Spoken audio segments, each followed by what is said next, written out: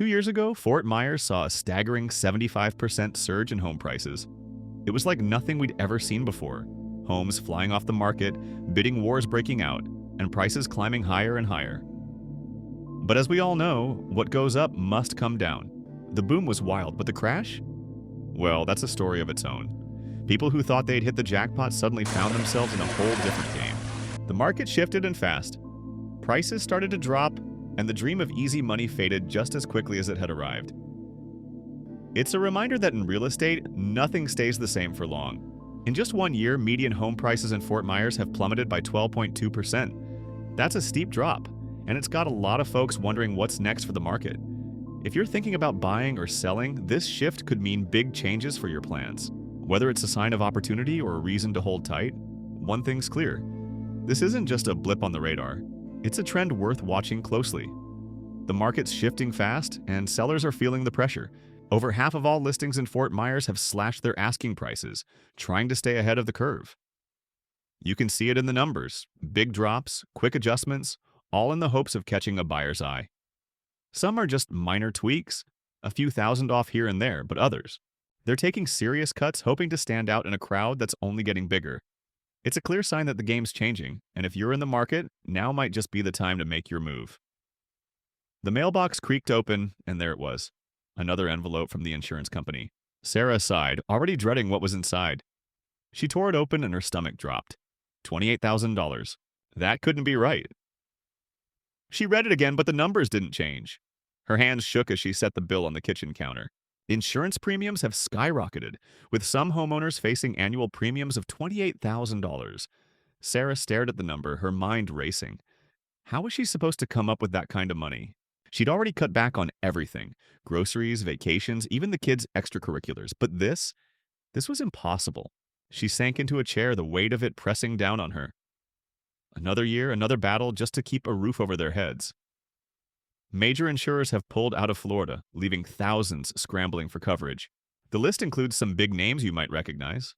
Allstate, Farmers, and State Farm have all reduced their presence or stopped writing new policies altogether. Even smaller regional companies like Bankers Insurance and Florida Specialty have exited the market.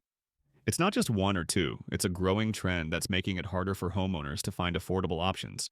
And with hurricane season always looming, the pressure to secure coverage is only getting worse. So what does this mean for residents?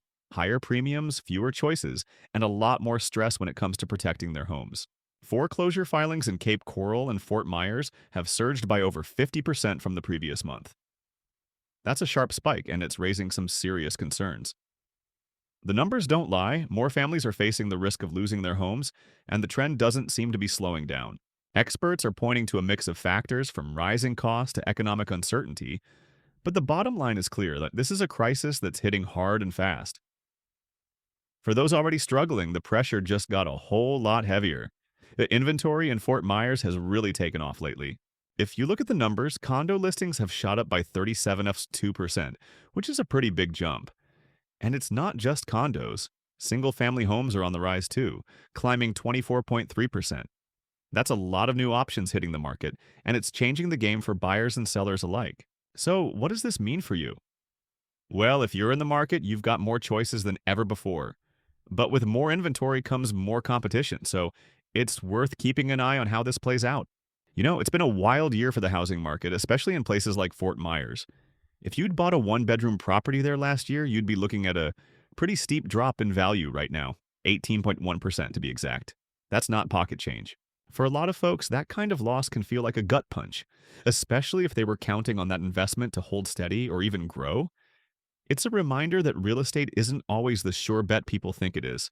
Markets shift, values fluctuate, and sometimes you're left holding the bag. But hey, that's just how it goes. The question is, what's next?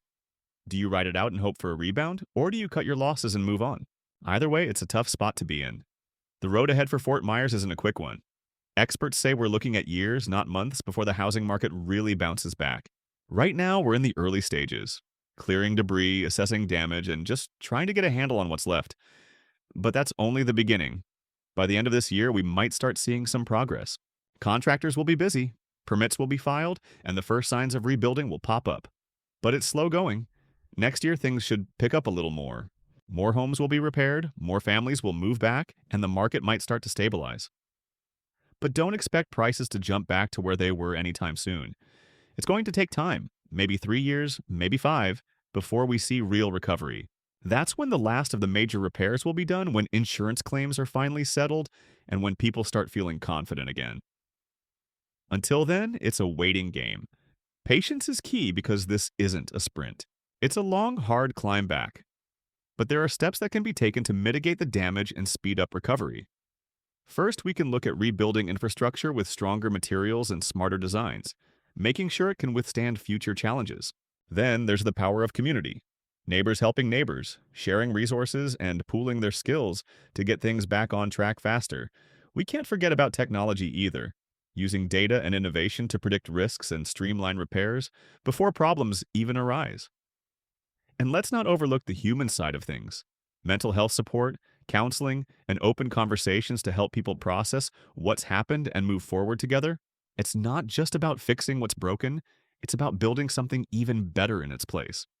Every small step adds up, and with the right approach, recovery isn't just possible. It's an opportunity to grow stronger. All right, let's wrap up what we've covered so far. We started by looking at the big picture, why this topic matters, and how it fits into the larger conversation. Then we broke it down into the main ideas, making sure each point was clear and easy to follow. We talked about the challenges people often face and some practical ways to tackle them. There were a few key takeaways, like the importance of staying flexible and not getting stuck on one approach. We also highlighted some common mistakes to avoid so you don't waste time going down the wrong path. And finally, we tied it all together with a quick recap of the most important insights so you can walk away with a solid understanding of what really matters. Hope this helps. Let me know if you want to dive deeper into any part of it.